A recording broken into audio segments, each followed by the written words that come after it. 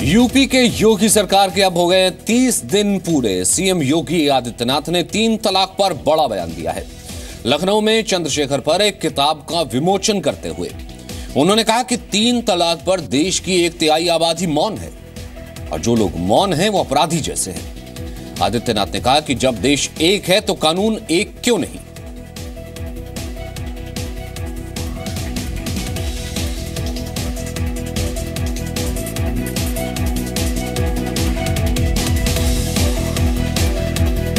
तो जो मौन है वो अपराधी जैसे हैं और एक कानून क्यों नहीं, तो क्या इससे लगाया जाए कि पहली बार सीएम की तरफ से कॉमन सिविल या फिर यूनिफॉर्म कोड पर एक पहला बयान आया है। जब हम चंद्रशेखर जी की बात, एक नई बहस चली आ रही है। आपने देखा होगा अलग अलग तरीके से इसकी व्याख्या की जा रही है और लोग उसके बारे में अलग अलग बातें कर रहे हैं। कुछ लोगों के मुंह बंद हैं। मुझे याद आता है जब आज लोग देश की एक ज्वलंत समस्या को लेकर के मुंह बंद किए हुए हैं, तो मुझे महाभारत की वह सभा याद आती है जब द्रौपदी का चीरहरण हो रहा होता है और उस समय द्रौपदी ने उस भरी सभा से एक प्रश्न पूछा था कि आखिर इस घटना का दोषी कौन है, इस पाप का दोषी कौन है, चीरहरण की घटना का दोषी कौन है। कोई बोल नहीं पाया था, केवल विदुर ने कहा था। विदुर ने कहा था कि तिहाई दोषी वे हैं जो अपराधी हैं, तिहाई दोषी हैं जो उनके सहयोगी हैं और तिहाई दोषी हैं जो मौन हैं। और मुझे लगता है कि देश का राजनीतिक क्षितिज जब मौन बना हुआ है इस देश के अंदर ट्रिपल तलाक के मामले को लेकर के, सचमुच उन्हें भी कटघरे में खड़ा कर देती है पूरी व्यवस्था, अपराधियों के साथ साथ अपराधियों के सहयोगियों को और मौन लोगों को भी। जब हम चंद्रशेखर जी की बातों को पढ़ते हैं जो उन्होंने एक बात कही थी, इस देश के अंदर एक सिविल कोड बनाने के, समान सिविल संहिता बनाने की, उन्होंने कहा था कि जब हमारे फौजदारी के मामले समान हैं तो फिर शादी ब्याह के कानून भी समान क्यों नहीं हो सकते हैं। अगर भारत एक है, वन नेशन की थ्योरी अगर हमें अपनानी है तो फिर कॉमन सिविल कोड के बारे में उनकी धारणा स्पष्ट थी। और मुझे लगता है ये बातें इस बात को स्पष्ट करती हैं कि उनके लिए अपनी विचारधारा महत्वपूर्ण नहीं, उनके लिए राष्ट्र महत्वपूर्ण था।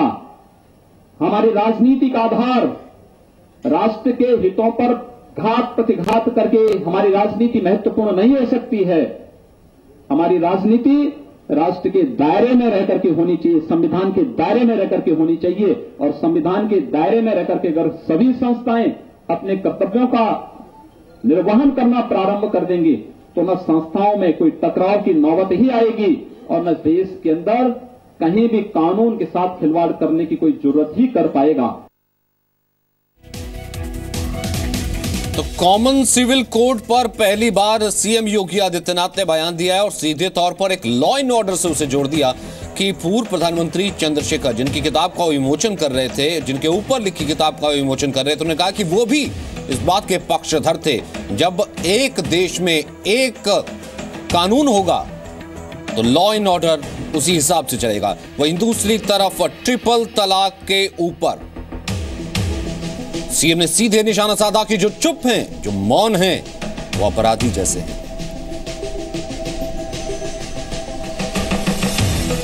मुसलमान हैं, इस देश के संविधान के पाबंद हैं। इस देश का संविधान हमको ये राइट देता है, हक देता है कि हम अपने मजहब पर चलें, अपने मजहब की प्रोफेस करें, उसकी प्रैक्टिस करें। पर्सनल लॉ मजहब की प्रैक्टिस है कि हम किस तरह ज़िंदगी गुजारेंगे अपनी फैमिली लाइफ में। ये वो प्रैक्टिस है रिलीजन की जो आर्टिकल 25 से कवर्ड है।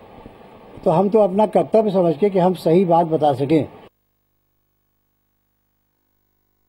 तो मुस्लिम पर्सनल लॉ बोर्ड की तरफ से भी एक बयान आ गया। हालांकि कल भी जो बैठक हुई थी उसमें भी कह दिया गया था कि नहीं, ये मुद्दा जो है वो आंतरिक मुद्दा है, खुद ही इस पर गाइडलाइंस बनाई जाएंगी।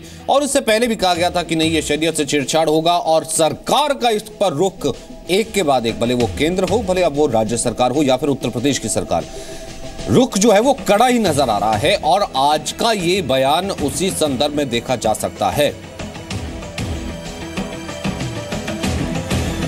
और कुल मिलाकर के आज का ये बयान एक नजीर साबित हो सकता है, क्योंकि जब से सीएम बने हैं योगी आदित्यनाथ, उसके बाद से पहला आधिकारिक ट्रिपल तलाक को लेकर के सरकार की तरफ से आया ये बयान इसे कह सकते हैं।